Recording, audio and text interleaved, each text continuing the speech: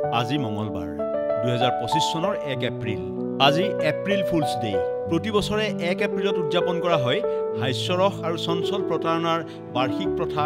April fools day পৰম্পৰাগতভাৱে প্ৰচলিত এই দিৱসৰ উৎস আৰু উৎপত্তি সম্পৰ্কে নিশ্চিত তথ্য পোৱা নাযায় যদিও যুগ যুগ ধৰি বিশ্বজুৰি উদযাপিত হৈ আহিছে হাস্যৰস সৃষ্টিকাৰী লঘু দুষ্টামীৰ এই পৰম্পৰা উভতি চাওঁ ইতিহাসত আজিৰ দিনটো অটো ভন বিছমাৰ্কৰ জন্মদিন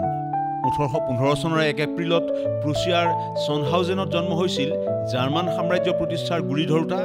আৰু প্ৰথম চেঞ্চেলৰ হিচাপে কাৰ্যনিৰ্বাহ কৰা প্ৰসিদ্ধ জাৰ্মান কূটনীতিবিদজনৰ হেমেন্দ্ৰ প্ৰসাদ বৰুৱাৰ জন্মদিন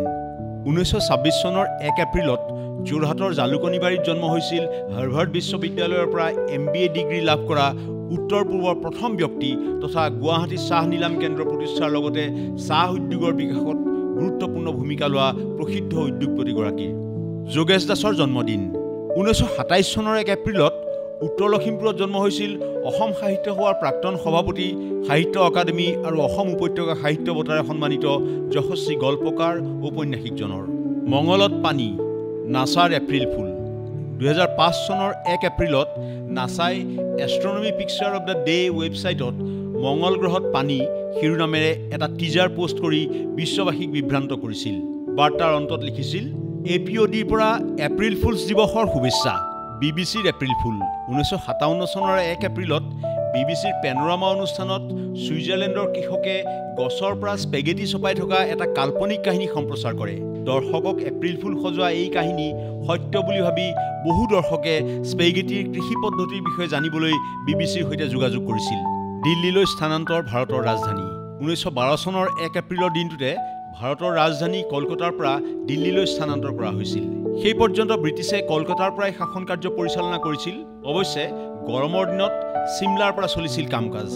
ভাৰতীয় ৰিজাৰ্ভ বেংকৰ প্ৰতিষ্ঠা 1935 চনৰ 1 এপ্ৰিলত ভাৰতীয় ৰিজাৰ্ভ বেংক স্থাপন কৰা হৈছিল প্ৰথমে ইয়াৰ মুখ্য কাৰ্যালয় কলকাতাত স্থাপন কৰা হৈছিল যদিও 1937 চনত মুম্বাইলৈ স্থানান্তৰ কৰা হয়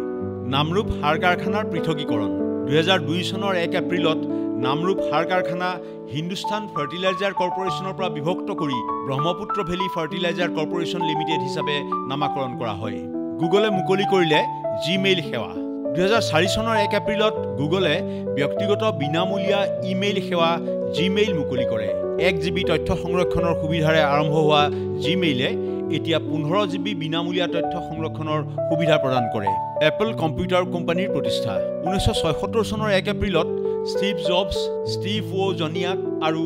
ৰোনাল্ড ৱেইনে বৰ্তমান এপল ইনকৰ্পোৰেশ্যন নামেৰে পৰিচিত এপল কম্পিউটাৰ কোম্পানীৰ প্ৰতিষ্ঠা কৰিছিল ষ্টিভ জবছৰ শোৱা কোঠাৰ পৰা আৰম্ভ হোৱা কোম্পানীটোৰ কাম-কাজ পিছলৈ গেৰেজলৈ স্থানান্তৰিত হৈছিল ইৰাণক ইছলামিক গণৰাজ্য ঘোষণা 1979 চনৰ 1 এপ্ৰিলত ৰাষ্ট্ৰীয় গণভোটৰ পিছত আয়াতুল্লাহ ৰুহুল্লাহ খুমেইনিয়ে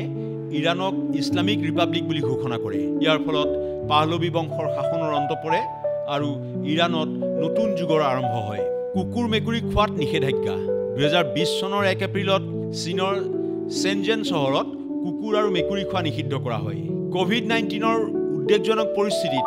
জনস্বাস্থ্য সুৰক্ষাৰ অংশ হিচাপে চীনত প্ৰথমবাৰলৈ এই খাদ্য নিষেধাজ্ঞা বলবৎ কৰা হৈছিল উপগ্ৰহৰ প্ৰথম টেলিভিছন ছবি প্ৰেৰণ 1960 চনৰ 1 এপ্ৰিলত নাছাৰ টেলিভিছন ইনফ্ৰাৰেড অবজাৰভেশ্যন ছেটেলাইট ট্ৰায়ছ-1এ মহাকাশৰ পৰা পৃথিৱীৰ প্ৰথম টেলিভিছন ছবি প্ৰেৰণ কৰিছিল এই যুগান্তকাৰী সফলতা বতৰ পৰ্যবেক্ষণ আৰু দূৰৱৰ্তী সংবেদনৰ ক্ষেত্ৰত মাইলৰ খুঁটি হিচাপে চিহ্নিত হয় ইনফৰমেশ্যন ডেস্ক দেশ টুডে